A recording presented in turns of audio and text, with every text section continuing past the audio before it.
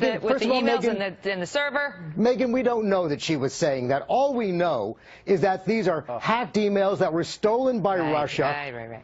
They haven't denied it. What? Excuse me. Let's point out Russia's already been documented editing emails they released during the Democratic convention and fabricating emails through Guccifer. But with all due respect to your argument, there were some that people had created fake that were online, and the Clinton camp was quick to say those are fake.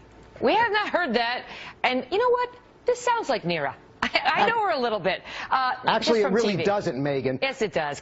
She's a straight Megyn, shooter. The real outrage is watching. Unlike the way you're being right now. She knew it just like the American people know Megyn, it, David. The real outrage here, that they wanted to get away with it. That's why they didn't put it out there that she was using the private server. Can we stop embracing Russia's strategy of undermining our democracy by validating their emails and watching Donald Trump, in fact, embrace this effort to sabotage? We've done full segments on it, but now we're going to talk about what Nira is saying. Go ahead, David. Megyn, this is like a shoplifter getting caught by surveillance video and then saying the surveillance video is lying. I mean, look, Hillary Clinton is arrogant, she's cavalier, she's reckless, but she's not dumb, Megyn. She basically went into this sort of like a white-collar criminal case I had recently where the person involved in it basically, let's get this straight, had assurances from the top of the food chain that there would be no consequences to their actions. This is exactly very similar, but it was an embezzlement case. I find that to be extraordinarily similar, and that's got to be what happened here, Robert. Is the FBI's investigation pointed to criminal conduct? There's no question about it. All the agents involved in the investigation said hold on. Charges should be filed, and guess what? They weren't.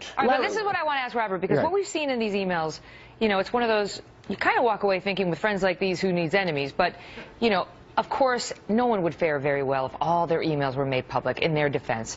But they complain about her judgment. They complain about what they perceive as a lack of her core, that there's no message, that she seems to be relying on the speechwriters for everything as opposed to the one, you know, dictating to them what she stands for. And it leaves you with a sense of hollowness.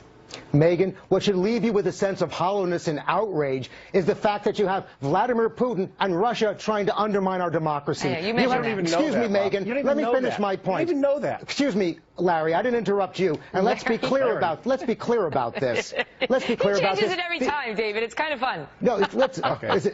Okay. That's fine. I'm sorry. My Larry mistake. Or Mo. I'm sorry. So sorry, David. It's David. But let's be clear about this. The fact that Russia is in fact undermining our democracy, trying to sabotage our election, and we're not talking about that Donald Trump is embracing Vladimir Putin's agenda. And in fact, talk about the emails? Are you going to defend her or not? No, because Megyn, you can't talk about the emails because you have no idea if they're valid. What we do know that's been documented is they've been edited. For 10 years, Megyn, for 10 years, everything WikiLeaks has released has been accurate. For 10 years. There's no question about it. And Russia doesn't spread false stories. David.